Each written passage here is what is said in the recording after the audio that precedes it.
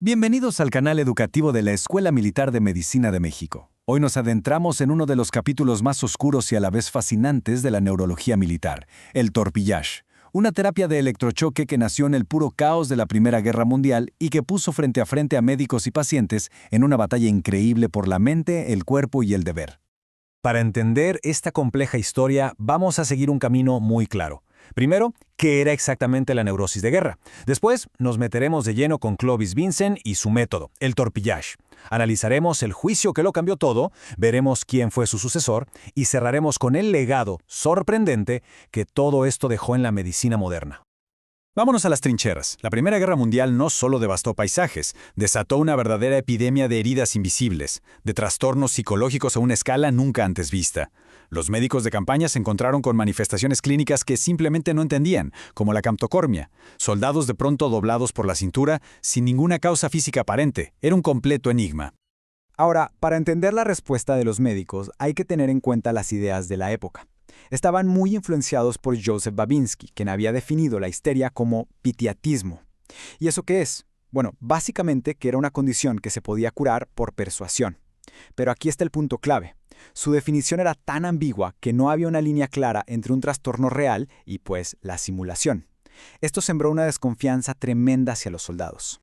Así que imaginen el dilema para un médico en el frente. Lo que tenía delante era una lesión orgánica real en el sistema nervioso, un desorden psicológico genuino causado por el combate, o simplemente un soldado tratando de escapar del infierno. La respuesta que dieran a esta pregunta iba a definir, de manera radical, el destino de ese hombre.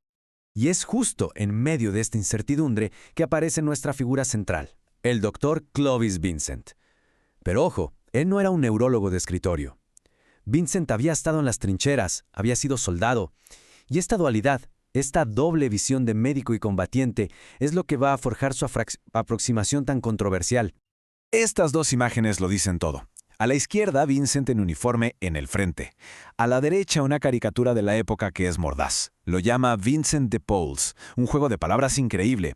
Pauls por los polos eléctricos de su tratamiento, pero también una referencia a San Vicente de Paúl, conocido por su caridad. La ironía es potentísima. Y el nombre del método, torpillage, es muy revelador. No se lo puso él, fueron los mismos soldados. Decían que la sensación de la terapia era como si te diera un torpedo, un etorpille. Ya desde el nombre podemos darnos una idea muy clara de la brutalidad del tratamiento, ¿no? Visto desde quien lo recibía, claro. Y aquí está la herramienta, el corazón del método. Vincent tomó técnicas que ya existían, pero hizo un cambio fundamental.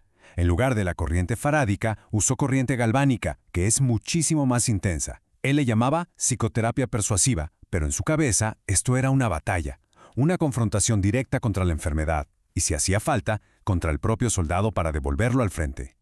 El tratamiento era casi un ritual de 3 fases. Primero, una arenga verbal muy directa mientras se aplicaba la corriente dolorosa. Segundo, venía lo que él llamaba la fase de rebelión, donde el paciente gritaba y se resistía, lo cual Vincent interpretaba como una buena señal. Y finalmente, una vez quebrado el síntoma, el soldado pasaba a un entrenamiento físico para regresarlo al combate de inmediato. Era inevitable. Un método tan agresivo tenía que generar resistencia. Y así fue. Los soldados empezaron a negarse, y la confrontación salió del consultorio para llegar hasta las cortes marciales. Todo esto culminó en un juicio que, sin saberlo, iba a cambiar el rumbo de la psiquiatría de guerra para siempre.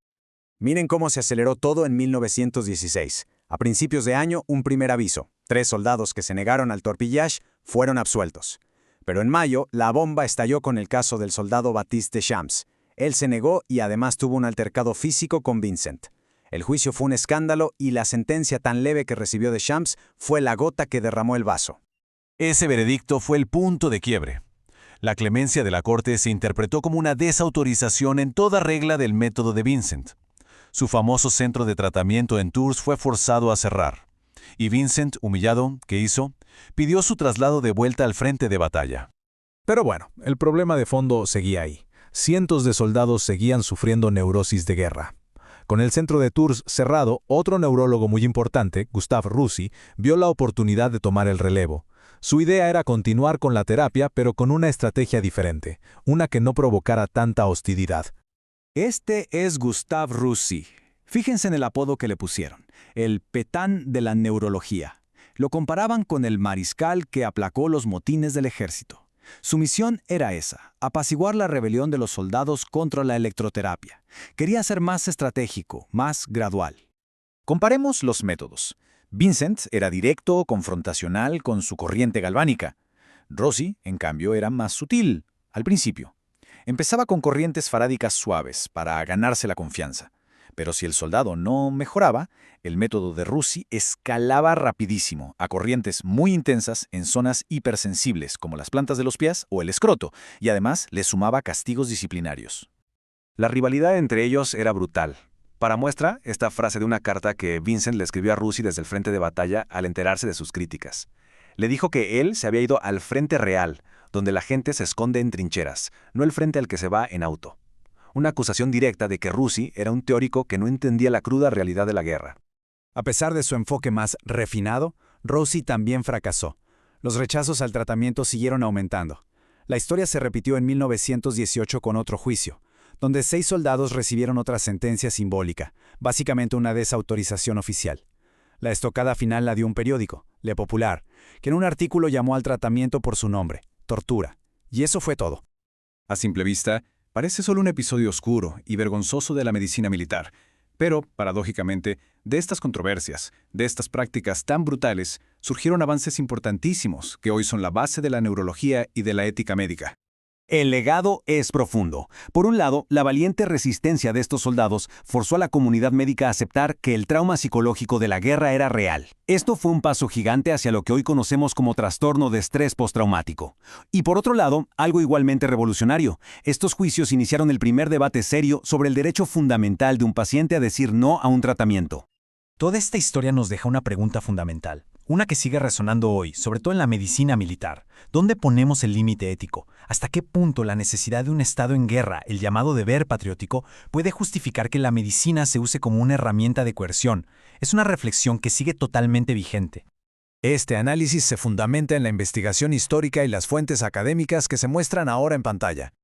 Este video fue producido por el general de brigada médico cirujano Humberto Carrasco Vargas. Muchas gracias por su atención.